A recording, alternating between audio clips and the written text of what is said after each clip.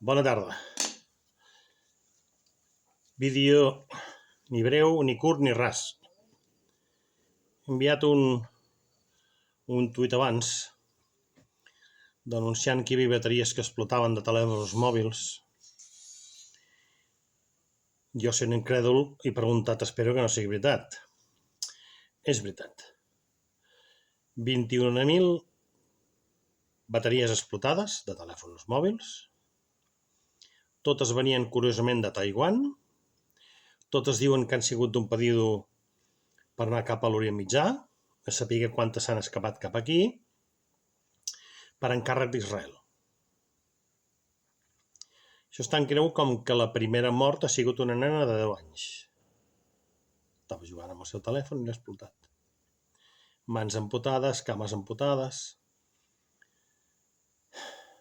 Això és molt greu.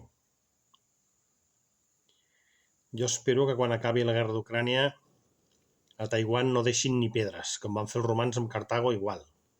Ni pedres. No com fan els russos allà a Ucrània, que no maten. No. Ras! Aquests israelites són uns fills de la gran puta! No tenen perdó de viure entre nosaltres. Jo faria una cosa. Els hi enviaré Nostre Senyor tots de pet. Tots, I els que siguin innocents, que ens els torni. Què és això de fotre bombes dintre els telèfons mòbils de la gent?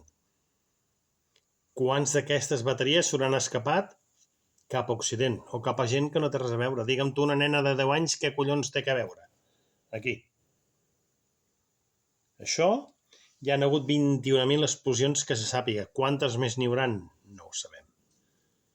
Però s'ha de ser molt fill de puta i molt retorçat perquè Israel demani a Taiwan ficar bombes dintre els telèfons mòbils, dintre les bateries.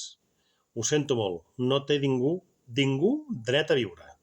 I els americans espero i desitjo que caiguin aviat. Espero que els BRICS els hi passin comptes ben aviat.